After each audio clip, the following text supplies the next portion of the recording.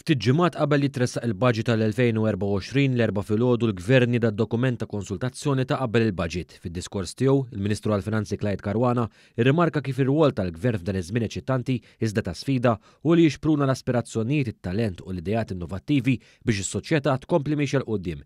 Dan fil-waqt li jkompli jiġi mfassal futur ekonomiku, soċjali u finanzjarju b'saħħtu anke fis-sfond ekonomiji dinjin li qed jadattaw kontinwament.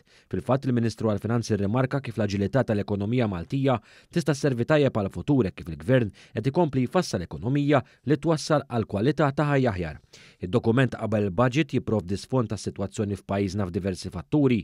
Fost oħrajn, id-dokument qabel il-budget jitkellem dwar it-tkabbir ekonomiku kif pajjiżna fl-2022 rat tkabbir reali ta' 6.9%, dan huwa aktar mid-doppju ta' tkabbir medju fl-Unjoni Ewropea li kien ilaħħaq 3.4%.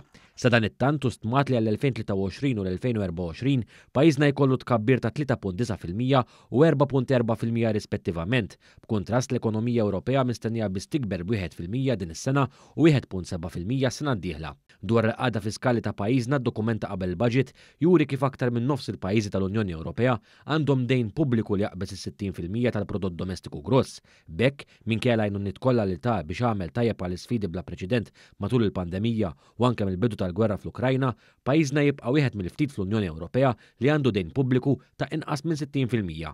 Fil-fatt, fil-waqt li l-medja Ewropea f'dan ir-rigward hi ta' 85%, id-dejn f'pajjiżna jlaħħaq biss ftit aktar minn 52%. Dwar l-għajnuniet minħabba l-inflazzjoni brabta mal-fuels u l-prezzijiet tal-elettriku f'pajjiżna, il-Ministru Caruana rimarka kif din l-għajnuna il-Gvern ħajibqa' jipprovdiha, madankollu enfasizza kif din mhix għajnuna normali tant li saħansitra ma ssebix f'ħafna pajjiżi oħrajn Ewropej.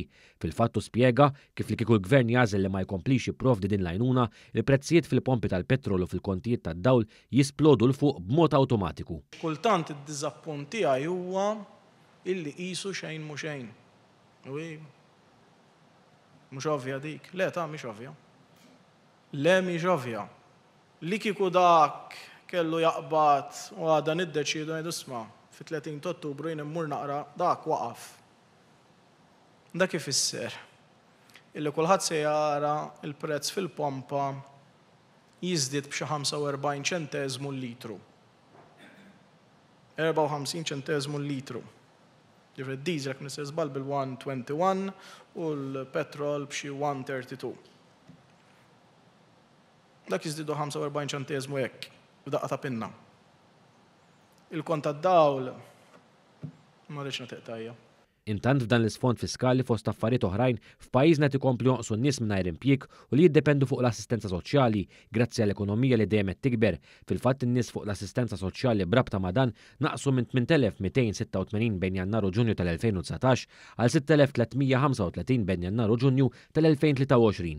Dan anke grazzi għar-rata ta' qatt storikament baxxa li f'Lulju ta' din is-sena niżlet għal 2.5% jew 3.9% inqas mir-rata medja tal-Unjoni Ewropea u l-inqas rata fost l-istati membri kollha. Malta it-tielet l-aktar pajjiż fl-Unjoni Ewropea illi għandu nies fis-suq tax-xogħol. Qabel konna nkunu xi 27 jew 28 pajjiż l-aħħar pratikament mal-Italja kważi.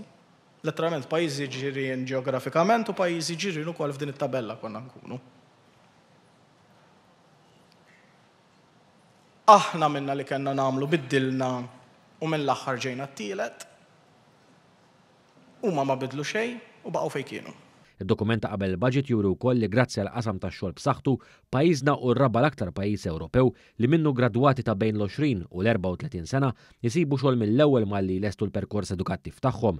Ir-rata ta' gradwati li jsibu xogħol tammonta għal 9.8% li wkoll 8.4% aktar mir-rata medja Ewropea.